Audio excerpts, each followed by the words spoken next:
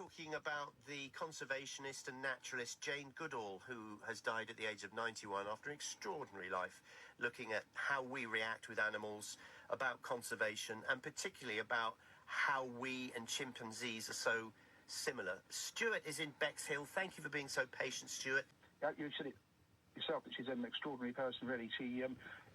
I know that she originally was famous for back in sort of 1960 when she was only about 26 years old. She went out to Tanzania, to Gombe.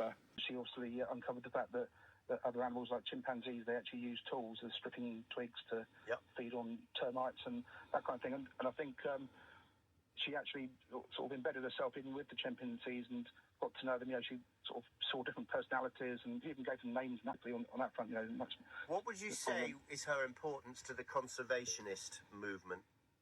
Well, I think probably the critical thing was when she went back. So she was actually in 1960 when she went out there. She went back in 1990 and she flew over the same area and she saw how all the equatorial forests had kind of shrunk dramatically in those 30 years, and that's all the habitat where the chimpanzees, that she'd been studying, obviously were living.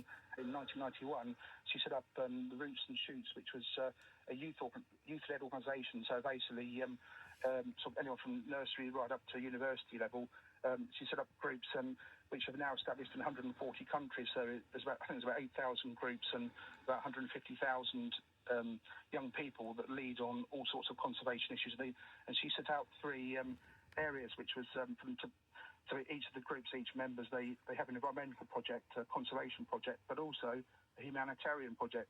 She recognised that it's not just about protecting wildlife and habitats, but we need to engage with people locally around the world to actually protect those. Because obviously the locals, for instance, in Tanzania, they obviously have to cut down trees. There's obviously poverty around the world, and people need to live. And so she recognised that we can't just protect wildlife. We have to be engagement with people and wildlife in order to protect them. She was undoubtedly a pioneer. Thank you very much for that, Stewart.